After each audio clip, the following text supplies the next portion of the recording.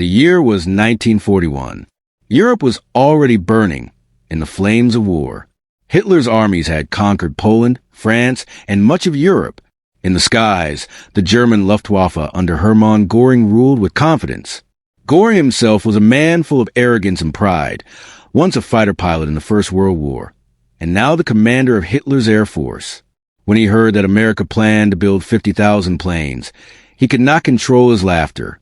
To him, this was nothing but a foolish dream, a ridiculous promise that would never come true. Germany had already been producing powerful machines, and Göring was convinced no other nation could match the Luftwaffe's might. But across the ocean, America was slowly preparing for something far greater. For years, the United States had avoided entering the war, choosing instead to support the Allies with supplies. Everything changed on December 7, 1941, when the Japanese launched their surprise attack on Pearl Harbor. That day, America could no longer remain neutral. President Franklin D. Roosevelt declared war, and the sleeping giant finally awoke. Factories that once made cars, radios, and household goods were transformed overnight into war industries. Roosevelt had declared America would be the arsenal of democracy, and that 50,000 planes would be built not as a dream, but as a necessity. The challenge seemed impossible. Never in history had any country attempted such massive production. But America had something that no Axis power could match: endless resources, vast industrial strength, and millions of determined men and women. As soldiers went off to the front lines, women filled the factories. They became known as Rosie the Riveter, working long hours with determination in their eyes, hammering rivets, shaping metal, and assembling wings.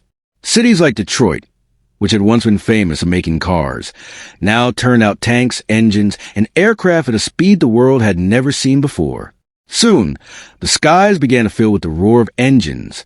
The Boeing B-17 Flying Fortress rolled out of assembly lines by the thousands.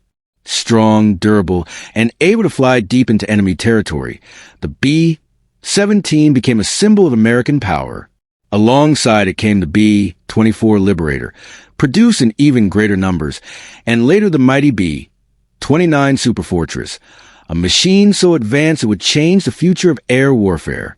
For fighter planes, the United States created the legendary P-51 Mustang, sleek, fast, and deadly, able to escort bombers all the way into the heart of Germany. At first, it was not easy. American bombers flew missions into Germany and suffered heavy losses. Crews knew their chances of survival were slim. The Luftwaffe's experienced pilots tore through formations, and black clouds of anti-aircraft fire filled the skies. But wave after wave kept coming.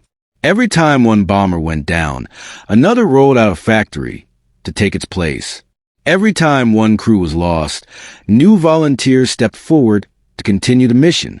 Slowly, the balance began to shift. By 1943, Göring's laughter had faded. America was producing planes faster than Germany could shoot them down.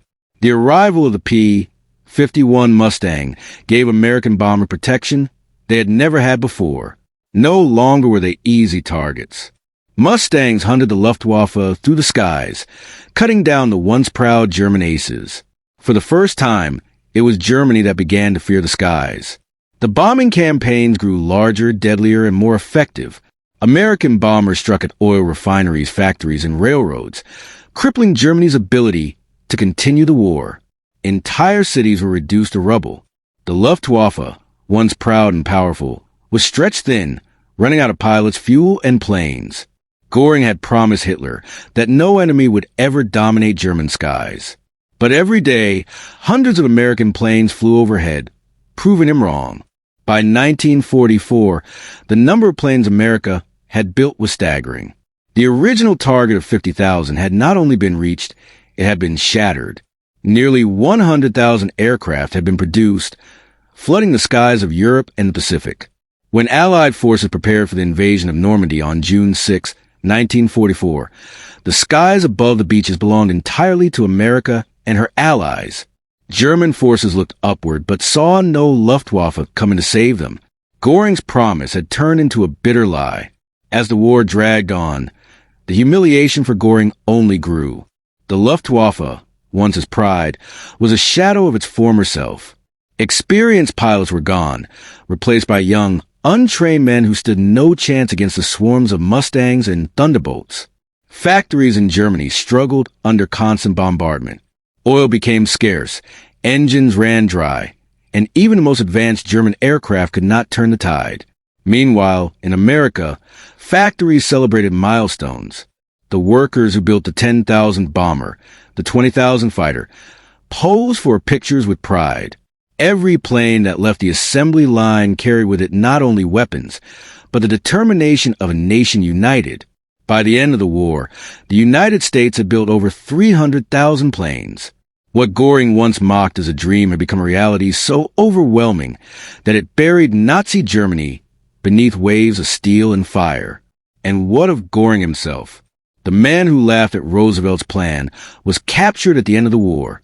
No longer a proud commander, he was a prisoner, facing judgment at the Nuremberg trials. The arrogance in his laughter was gone, replaced by silence. The Luftwaffe he once bragged about was destroyed, its ashes scattered across the ruined cities of Germany. The story of America's 50,000 planes is not just a story of machines. It is a story of people.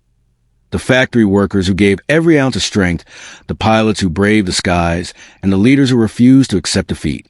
It is a story of a nation that took on the impossible and achieved it. Hermann Göring laughed, but history did not laugh with him.